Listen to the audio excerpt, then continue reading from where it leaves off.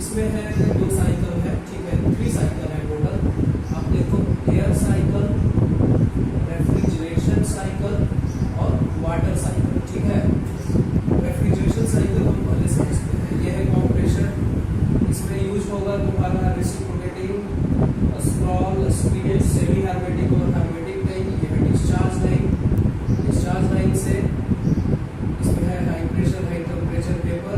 ये है तुम्हारा shell and lift type condenser, इसके ट्यूब में है high pressure high temperature vapour और कूलिंग टावर से इस लाइन से ठंडा पानी इसके सेल में, ठीक। अब इसमें हीट एक्सचेंज होगा और बन जाएगा high pressure high temperature liquid. वो high pressure high temperature liquid इस लाइन से फिल्टर ड्रायर से होते हुए पीएक्सपी इस सुपर हीटेड वैल्यू को सेंस कर high pressure high temperature liquid को कन्वर्ट कर देगा low pressure low temperature liquid में।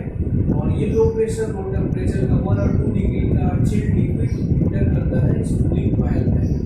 कूलिंग कॉइल में इंटर करने के बाद ये रिटर्न एयर डक्ट से रूम की गर्म हवा आती है सामने से और ये रूम टेम्परेचर के चलते वेपोराइज हो जाता है और वेपोराइज होकर एक्यूमुलेटर से होते हुए बैक टू कंप्रेसर चला जाता है।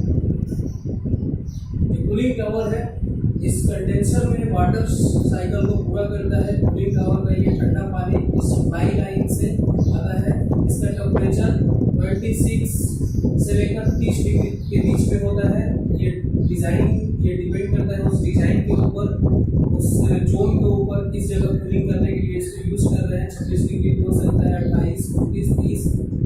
और ये return chilled water return line है, इसमें गर्म पानी इस पंप के थ्रू जाता है। इसका टेम्परेचर 30, 35, 36, 37, 38 तक होता है, ठीक है।